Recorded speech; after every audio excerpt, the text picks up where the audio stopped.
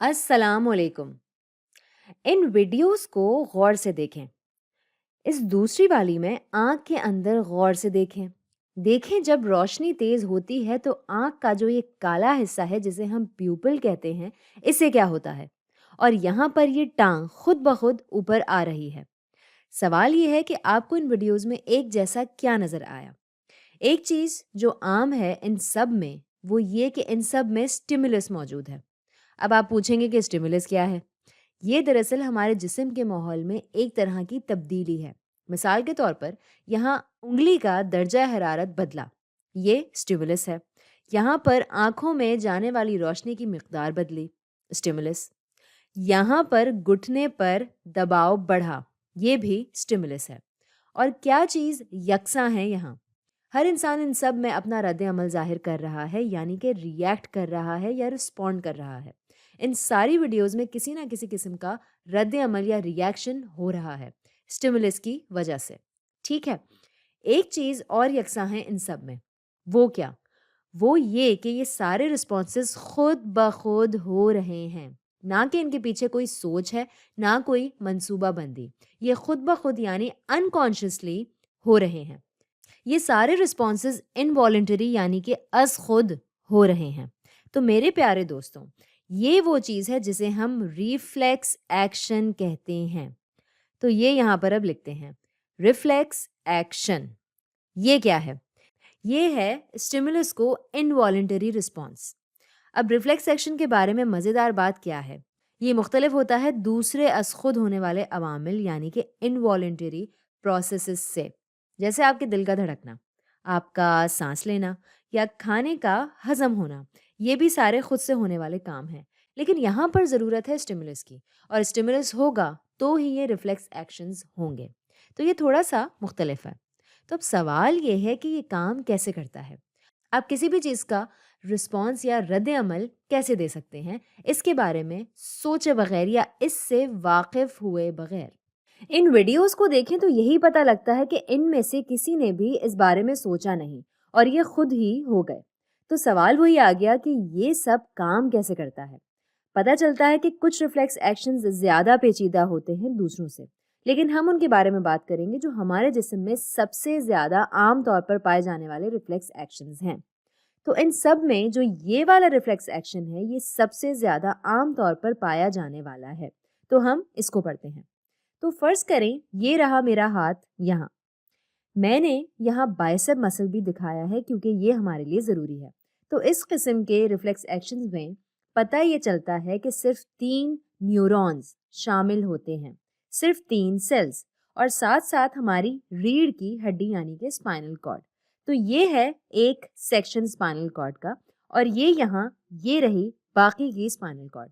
تو اب آپ سمجھ گئے ہوں گے کہ سیکشن سے میری کیا مراد ہے. اور یہ جو ہیں یہ بہت ساری نروز ہیں جو باہر آ رہی ہیں، بہت ساری نروز آ رہی ہیں اسپائنل کارڈ سے. اب دیکھتے ہیں کہ کیا ہوتا ہے. جس لمحے یہاں میری انگلی کا درجہ حرارت بڑھے گا فوراً پتہ چلے گا یہاں موجود نیورون کو، یہ نیورون تبدیل کرے گا اس گرمائش کو ایک برقی اشارے یعنی کہ الیکٹریکل سگنل میں، اور یہ اشارہ سیدھا جائے گا اسپائنل کارڈ تک. تو یہ ہے یہاں نیورون. اور اگر آپ سوچ رہے ہیں کہ میں نے اس کو ایسے گھمایا کیوں ہے تو یہ ابھی آپ کو پتہ چل جائے گا. خیر، تو یہ ایک واحد نیورون. اور اگر آپ سوچ رہے ہیں کہ کیا ایک سیل اتنا لمبا ہو سکتا ہے تو جواب ہے جی ہاں، بالکل ہو سکتا ہے. ہمارے جسم میں موجود سب سے لمبے سیلز نیورونز ہی ہوتے ہیں. یہ بہت زیادہ لمبے ہو سکتے ہیں. تو یہ اکیلا نیورون الیکٹریکل سگنل پکڑتا ہے اور پہنچاتا ہے اس اسپائنل کارڈ تک. اس کے بعد کیا ہوتا ہے؟ تو اب یہ سگنل اٹھاتا ہے ایک دوسرا نیورون جو یہاں پر موجود ہوتا ہے، ایک اور نیورون، اور پھر یہ سگنل یہاں سے سیدھا جاتا ہے دماغ تک.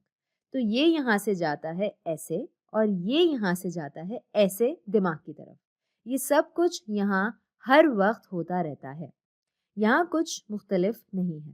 لیکن جو مختلف ہوتا ہے ریفلیکس ایکشن میں، اور جو اگلی چیز یہاں ہوگی وہ یہ کہ یہ دماغ کا انتظار نہیں کرے گا اس کو کسی بھی قسم کا حکم دینے کے لیے یا ڈیسیژن لینے کے لیے. عام طور پر جب ایک دفعہ سگنل دماغ تک چلا گیا تو دماغ جو ہے وہ طے کرتا ہے کہ کیا کرنا ہے. لیکن ریفلیکس ایکشن میں اور خاص طور پر اس ریفلیکس ایکشن میں یہ نہیں ہوتا۔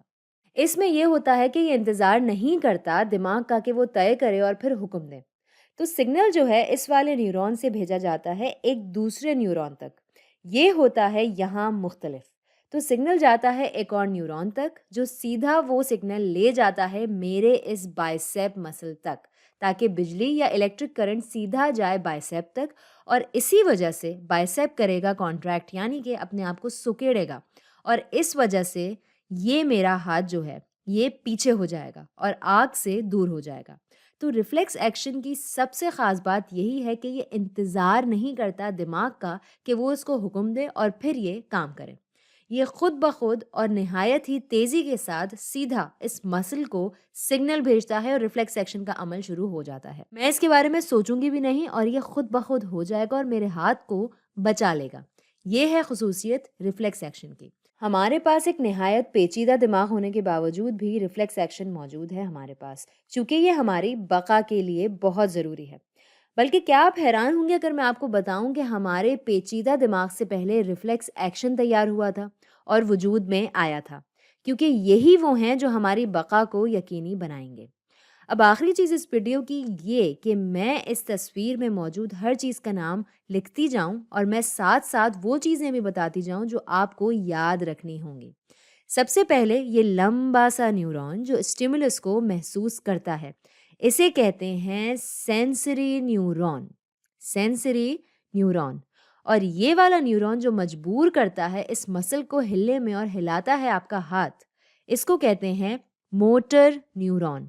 موٹر نیورون، اس کا یہ نام اس لیے ہے کیونکہ یہ موشن یعنی ہلنے جلنے میں مدد دے رہا ہے، اور یہ والا نیورون جو تبادلہ کر رہا ہے معلومات کا سینسری نیورون سے موٹر نیورون میں اسپائنل کارڈ کے اندر، اس کو کہتے ہیں ریلے نیورون، اور ریلے کا مطلب ہے معلومات کی منتقلی، اور یہ ہے اسپائنل کارڈ۔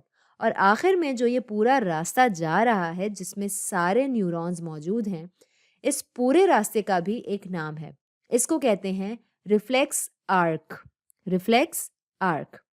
ہماری اس ریفلیکس آرک کی مثال میں صرف ایک سینسری نیورون ہے، ایک ریلے نیورون ہے اور ایک موٹر نیورون ہے۔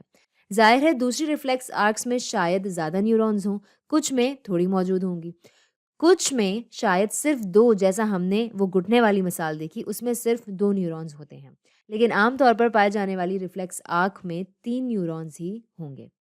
اب کچھ چیزیں جو یاد رکھنے والی ہیں وہ یہ کہ سب سے پہلے میں نے یہاں اس کو ایسے گھما کر کیوں بنایا، وہ اس لیے کہ جب بھی ہم نیورون کی بات کرتے ہیں ایسی تصویر ہمارے ذہن میں آتی ہے، ایسی، لیکن نیورونز کو ایسا دکھنے کی ضرورت نہیں ہے۔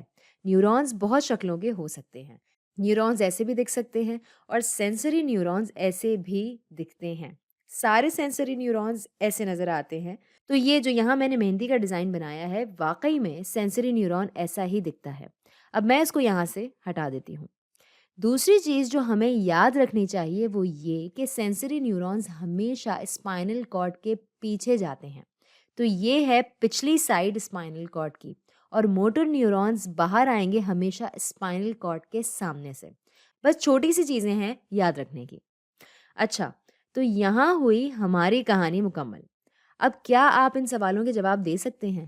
ریفلیکس آرک کیا ہے؟ ریفلیکس ایکشن کی تعریف، سینسری نیورون، موٹر نیورون اور ریلے نیورون کیا کرتے ہیں، اور تصویر بنائیں۔ دیکھیں، اگر ابھی آپ یہ سب یاد کرنے کی کوشش کریں گے تو یہ آپ کو ہمیشہ کے لیے یاد رہے گا، اور اگر کہیں بھی اٹک جاتے ہیں تو کوئی مسئلہ نہیں ہے، آپ پیچھے جا کر آرام سے دوبارہ اس ویڈیو کو دیکھ سکتے ہیں اور دہرا سکتے ہیں اور سب کچھ بآسانی یاد کر سکتے ہیں۔